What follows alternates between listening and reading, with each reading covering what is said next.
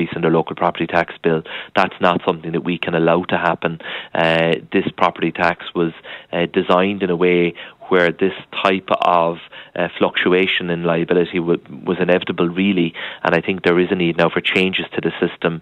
The easiest way of doing that at the moment is by adjusting the rates. Finally, 1 in 7 people say they've covered up for a co-worker because of their drinking. A new study from the HSE shows just over 60% are dealing with a heavy drinker in their lives. Co-author Dr. Anne Hope says we also need to do more to protect vulnerable children, with many experiencing verbal abuse and serious violence in their homes. One of the ways of doing it is to reduce their exposure to marketing, because that's what the research tells us very clearly. Marketing is about reducing it, is about protecting children. That's it for now. More at 8.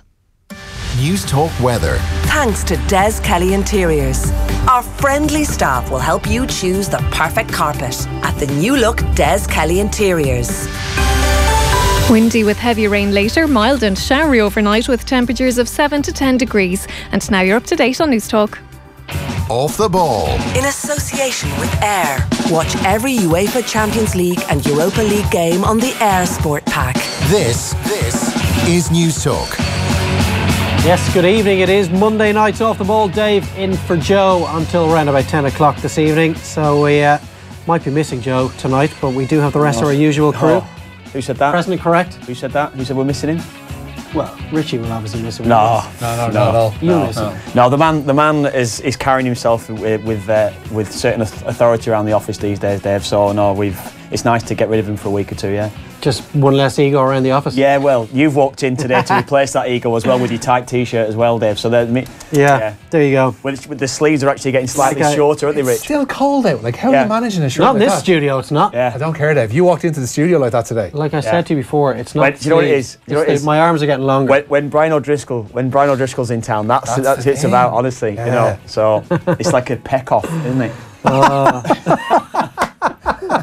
Hang on, no one's taking their t-shirts off. The great Irish peck off. Not off the ball. I'm certainly not going to take him on in any such battle. I'll take yourself or Richie on maybe, and have at least a fair chance of coming out on top. We want to keep viewers, Dave. We want to keep viewers. Don't scare them away. Brilliant weekend of sport, of course it was, so an awful lot to get through. We'll have Monday Night Rugby as always, as the lads have already told you. Brian O'Driscoll will be live in studio with us ahead of this weekend's Champions Cup semi-finals. We're also going to focus on the 1998 Under-20 World Cup. It's the 20-year anniversary of Ireland's World Cup win in France. Brian was obviously part of that team, so we'll take a little bit of a trip down nostalgia lane and get his thoughts 20 years on. The Champions Cup semi-finals this weekend, so that will come up, and don't forget the first of those two, the Leinster Scarlets game at the Aviva, is live and exclusive and Off the Ball this Saturday. Keith Wood and Liam Tolan will be part of our commentary team. Huge weekend for Tiger Roll. Davy Russell and Gordon Elliott will have two of those three on the show tonight. Most likely the latter two. I don't know, Dave. Give Tiger Roll his due. That would be classic, wouldn't it? That would make the show. Would we get him up in the lift? I don't know if the lifts here are big enough. It's just like that scene. He is one of the smallest horses in the field. The stairs will kill him. Yeah, it's like Into the West. Richard Dunn's going to be with us as well. He'd never fit in the lift either. No, he'll be talking about City and their fifth league title. Their fifth league title, Kev, not their third title, as so many have suggested since the full-time whistle went at Old Trafford yesterday. Further evidence that a lot of people believe football began in 1992 when the Premier League and Sky got into bed together. Wait, do you know, the way that I view it as well, and to be honest with you, you lads are younger than me, so I kind of view it as... I know you might not look it, but... Just about in my case. But... You know, because I realistically only started watching football properly around the time of that, 92. I was 14, 15, starting to watch it around that time. Well, no, because you weren't getting as much on TV. I remember the FA Cup finals through the 80s. You know, watching Brian Moore and Elton Wellesby. You get the odd one a month, something though, wasn't it? That was it. And even then, it was like 7, 8, 9. There's not really any vivid memories from those sort of games. One or two, I remember Paul Walsh scoring a cracker against Watford on TV. But that was when I started really properly paying attention to football. So... I know. So it is a third league title for you then? Well, no. I'm not saying that. You know, I'm very much a traditionalist like that. You know, I do actually think of the teams that were actually, you know, in the 50s, 60s, whatever it would be. But in many people's eyes, it did start when the Premier League started, didn't it? I don't necessarily agree with that. You actually see it more with the Chelseas and Manchester Cities of this world, and you want to throw Blackburn in there too, new money, than you do of Manchester United. You never hear Manchester United being spoken of in terms of their 10th or 11th or 12th title. It's their 20th, it's their 13th, or it's their 20th.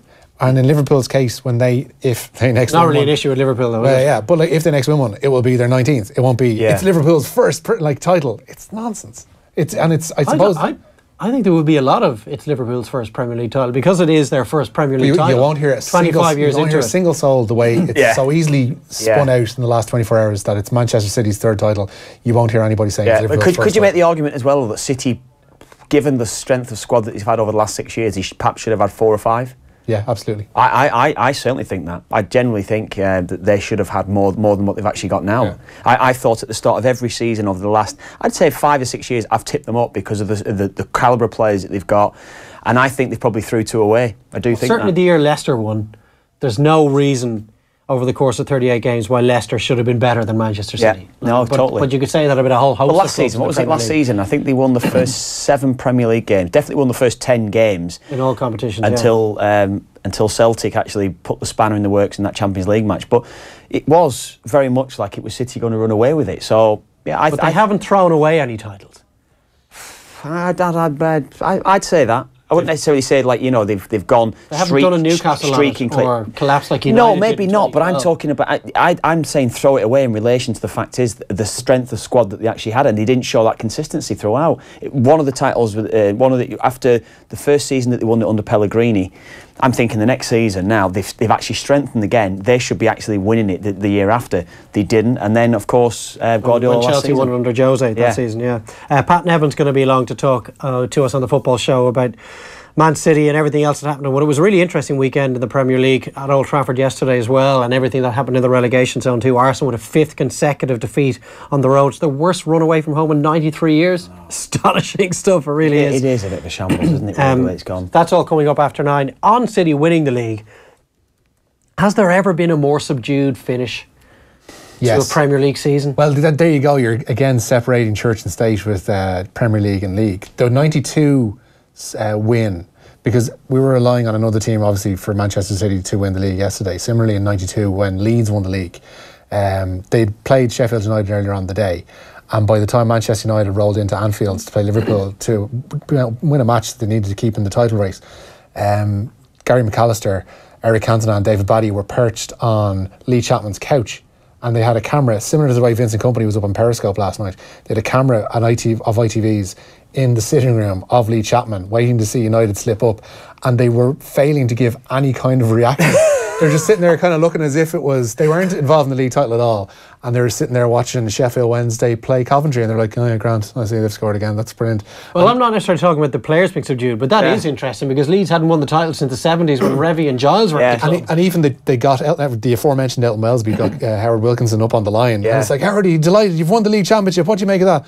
Oh, I haven't seen the game, Elton. I don't know what's happened. And they were trying to rile some kind of. That's class. I don't really remember that one. I remember the famous one when United won it when they were at Steve Bruce's house, and they were all half pissed at that stage as well. But they were on it, weren't they? They were having a few drinks in the afternoon, so you could see them all drinking champagne and everything like that. I think that was actually during the match itself. So they managed to have a bit of a party. I think those boys. They were playing Blackburn the following night, was it?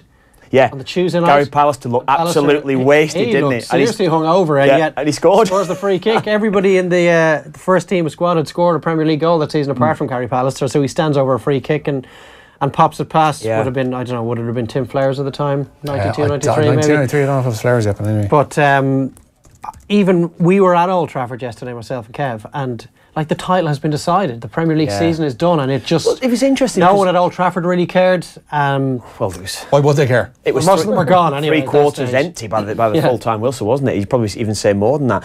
But the thing was, before the game, all the talk was about how Mourinho was going to line up. When you were speaking to you, Richie, obviously before the game about it, we didn't really mention that it was actually a chance for City to win the league. We never even had it in our heads that West Brom were going to win the game. I think it was the last question I put to you at the time. I said, and it was almost a flippant throwaway, kind of going, are we going to see City win the league today? And I said, no chance, because West Ham are bottom of the league and bottom of the league for a reason. They're not going to go to Old Trafford and win. And it was only then during the commentary, you probably said it, I think, around about half time. An hour left. Yeah, but there was one mistake away from the title. That was it. Yeah, you'd said it during the second half, so you'd mentioned it, and it just didn't look like didn't look likely, did it? That was the thing. And I mean, you and I were there. West Brom were deserved winners. Really, they were brilliant on the day. Team. They played really well, and it was a great performance from them. But yeah, and handing it to City. So yeah, it was a little bit subdued. It was everything, and you can imagine. Even Dave, you and I left. Was it about half an hour, 40 minutes after the game? Usually around Old Trafford, there's a buzz. There's a lot of people around. There was just nothing. We were able to get back, get on the tram and everything. It was just dead. But that's because most of them cleared out before the end, but also they'd seen their closest rivals win the league, and it's just endemic of the Manchester United that we've seen all season. There's nothing there to get excited about. So even if they are doing quite well, and they were on a really good run heading into yesterday's game, you can't really get up. They don't really generate excitement. They're watching Manchester United at the moment is not fun. Yeah, I know. I was at Sellers Park on Saturday watching Palace play Brighton. 5 goals in the first half. The sun was out.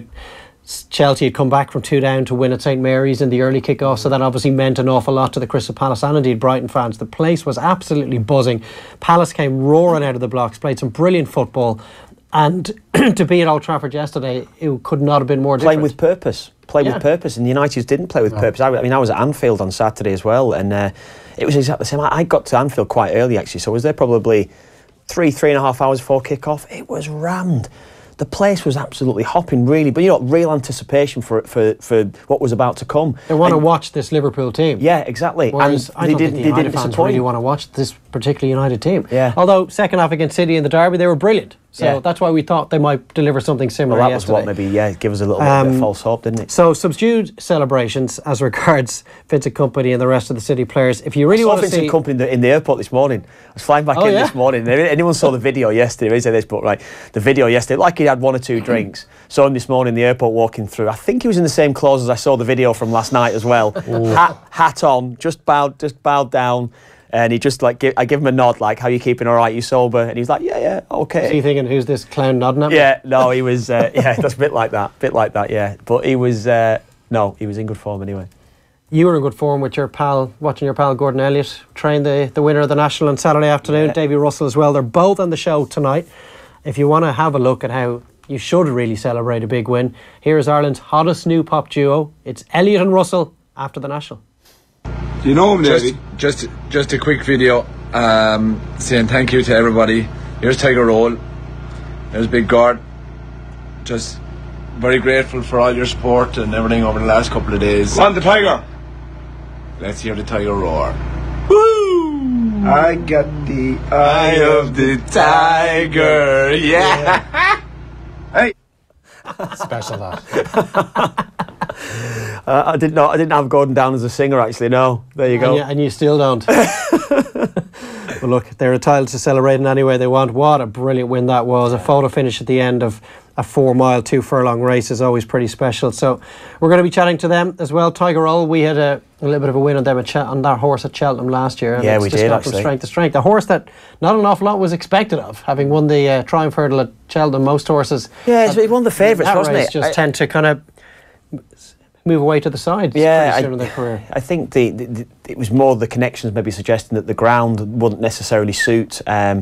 I'd actually had a small little wager on Tiger on the weekend, more out of nostalgia really, because I backed him at Cheltenham when he won there as well this year. Yeah, and he managed to deliver the goods really. But I was saying it wasn't as anticipated as maybe they thought perhaps maybe a few weeks ago, because the ground, I said, they thought didn't suit. Well, we'll get the thoughts of Davy and Gordon later. Keep your text coming into us at 53106 for 30 cents. There's plenty coming in already. You can tweet us at Off The Ball and get in touch with us on Facebook as well. Richie, where are we starting? We'll start with news of rugby. Claremont today denying they've had any interest in signing Paddy Jackson. Reports over the weekend suggested the top 14 side have begun preliminary negotiations with representatives for the former Ulster out half. Jackson, along with Stuart Olding, had his Ulster contract revoked at the weekend following the conclusion of an internal review. But Claremont Sports Director Frank Azema says today that no contact has been made and there is no desire to do so on their part. Azema says they're well stocked in the out half department. Yesterday, Exeter moved to deny reports that they were interested in signing Olding, adding saying that the centre is not on their radar.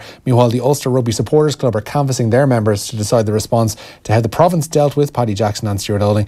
The URSC has asked that their near 1,000 members fill out a questionnaire on how Ulster dealt with the pair before providing what it calls a considered response. And speaking to BBC Northern Ireland today, Ulster Rugby Chief Executive Shane Logan says there's no way back for Jackson and Olding at the province or for Ireland.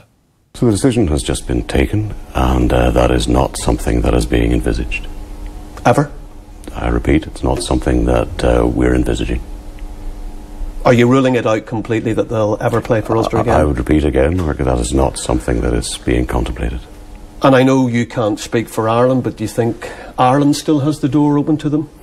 The position is joint. It is a joint Irish and Ulster rugby position. The statement is clear, and it's not something that we are contemplating.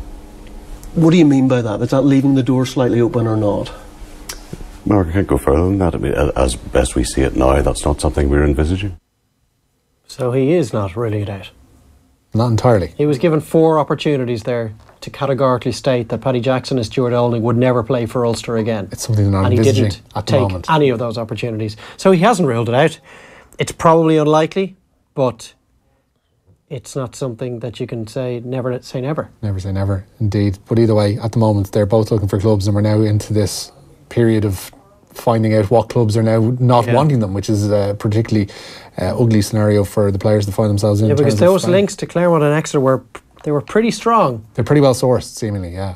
And for both clubs to step away, I just wonder, is it just that they weren't interested in signing players in those positions, or whether they don't really want to go there as regards all that's gone on over the last few weeks and months and decide we're better off just not having that problem on our books? And if that is the case as regard to Exeter and Claremont, we're just speculating here, that could be something that may be an issue for a number of clubs, and they may have to look further afield. As Eamon pointed out, and he listed the 4 available out halves that they have in their squad. I know they're having a mini injury crisis at the moment and struggling for their safety in the top 14, but ultimately he says that the payroll wouldn't allow someone like Jackson to come on board. I don't think he's going to cite the reasons for which they lost their jobs at Ulster for not wanting to sign them.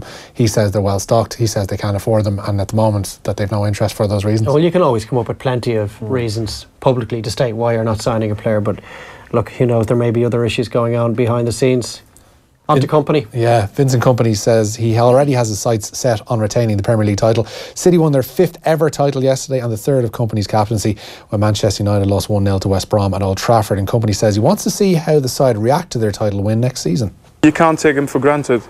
Before you know it, it's gone. I mean, I've been lucky to win 3, but you know, so many I've missed as well, and so you can't take this for granted. Today I'm happy, and you know, I suppose my teammates will roll their eyes a little bit if I say this, but I kind of want to see how the reaction is going to be now. I've never been able to retain a title, and I want to see if this team's got it to carry on and be even more successful.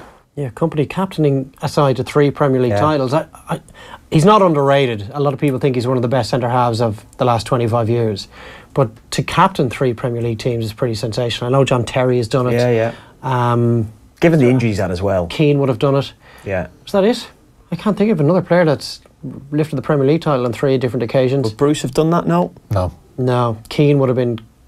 Bruce was captained in 93, 4 and 6. Yeah. So he is one. Yeah. That's another as well, but it's still a massive achievement. Yeah, it is. It's a great achievement. Again, go back to the point, given his injuries, the injuries that he's had this season, he's actually come back, and he had made a difference to them as well when he's played, so fair play to him. Yeah, he's obviously around to lift them, which means he's fit and available to play, which probably has a knock-on effect. It's the reason why they're winning Premier Leagues in those particular seasons. We are here with Ayr, the home of Ayr Sport. Get amazing live sporting content free with Ayr broadband as we head deeper into the news round. Richie, where are we going now? Leinster coach Stuart Lancaster says that Robbie Henshaw is available for Saturday's Champions Cup semi-final with the Scarlets. The centre dislocated his shoulder in scoring a try against Italy during Ireland's victorious Six Nations campaign, and Henshaw has returned to full training following a quicker than expected recovery. Jack Conan is hoping to train this week following a knee injury, but doubts persist over Sean O'Brien, Luke McGrath and Rhys Ruddock.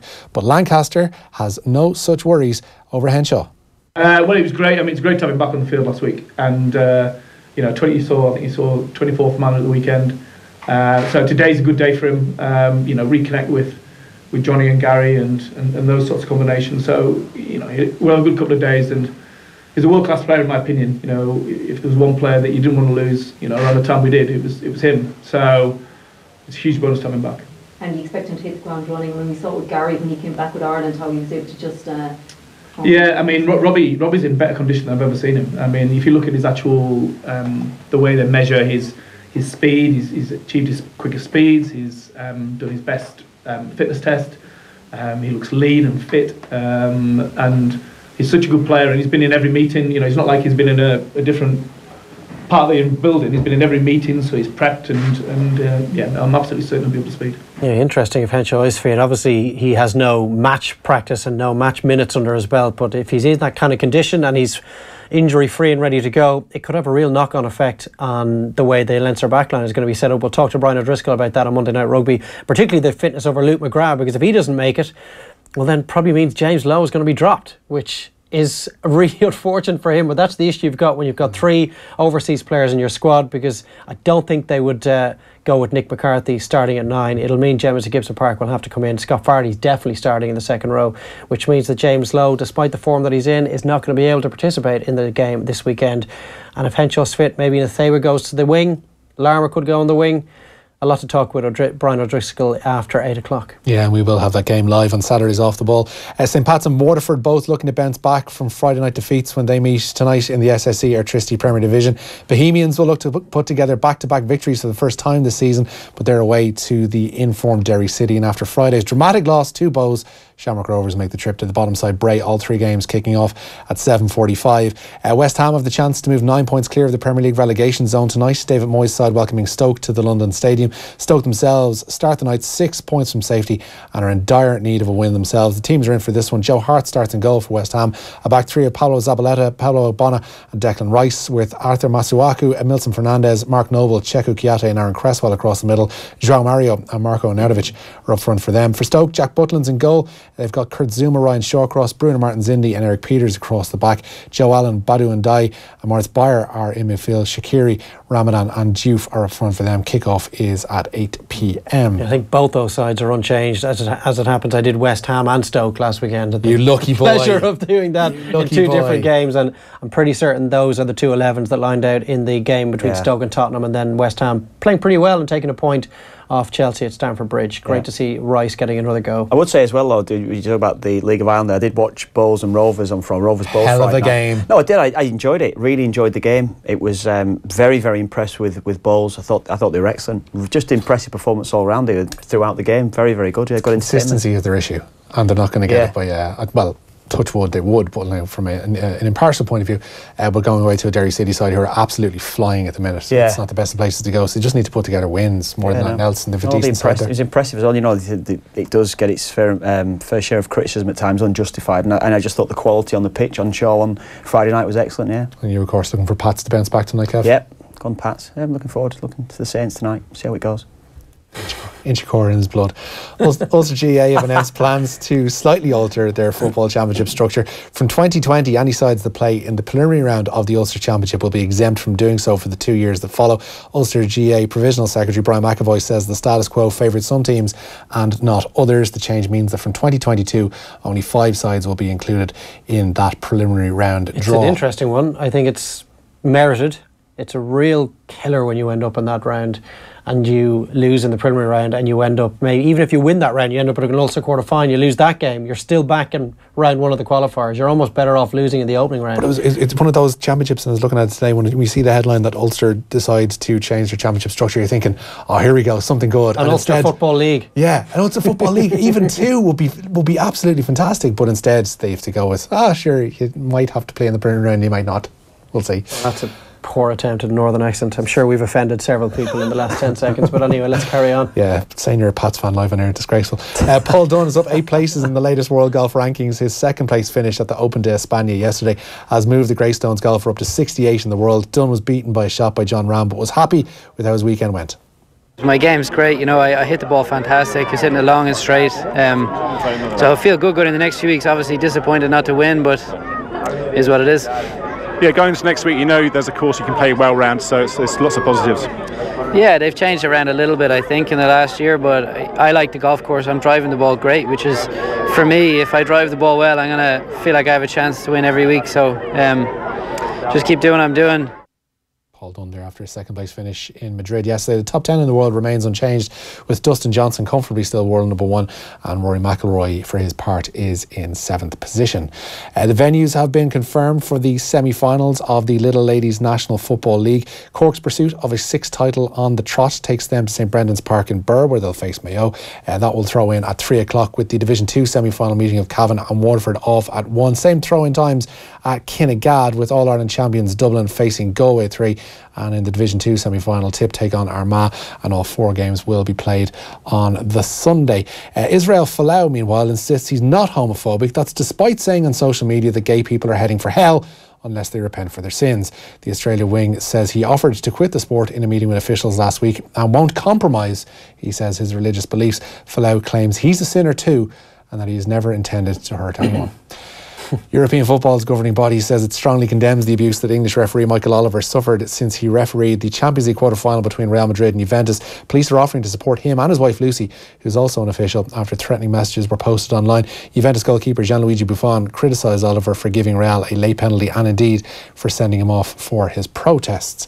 Meanwhile, and indeed finally, Desiree Linden has become the first American woman since 1985 to win the Boston Marathon today. Linden crossed the line in a time of 2 hours, 39 minutes and 54 seconds, while the men's race went to Japan's Yuki Kawauchi.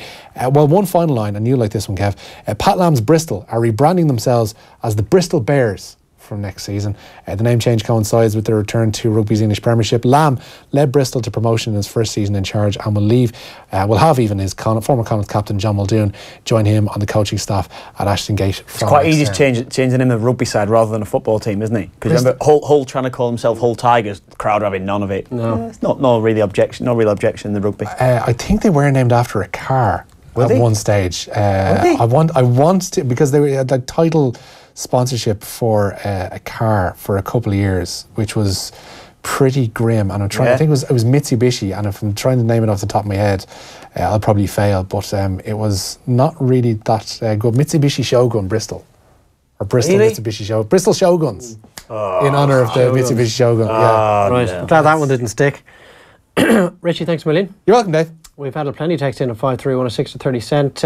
Old Trafford was empty at the finish because the crowd had to buy their City jerseys before getting the train back to London. Nice. Tony Adams captained 3 title-winning teams in 3 different decades. Absolutely, he did. So he's another man on the list. We were only talking about Premier League captains. Again, we fell into that trap, Kev. We're willing to look back to Tony Adams winning the championship in 89 and 91. Yeah, of in course. 3 separate decades. 2002. Is it right? That be right? Well, he would have done 98 as well. He did it for 4 times, so 89, 91, 98 and 2002. Still there in 2002? Nah, may gone then. No? Gone. Maybe, I don't know. Let's look that up.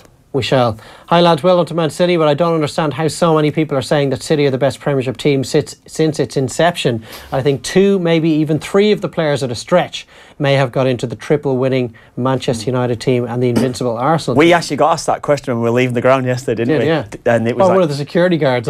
Someone dismissed it. But yeah, well, you know, if Premier Leagues were won based on individuals, then it'd be a completely different sport entirely. It's the team that wins them after all, Kevin. Yeah, it is. That was from Mike. Thanks for that, Mike. After the break, we're going to be chatting to Richard Dunn about Man City and their Premier League title-winning campaign. Off the Ball on Newstalk. In association with Air. Watch every UEFA Champions League and Europa League game on the Air Sport Pack. Moncrief. Thought you're just going to be laughing at this thought. So there's a shady scientific corporation, right? They're the worst sort of shady ones. Are trying to weaponise animals so they can sell them to governments to wage war. They've been doing this in outer space in a secret scientific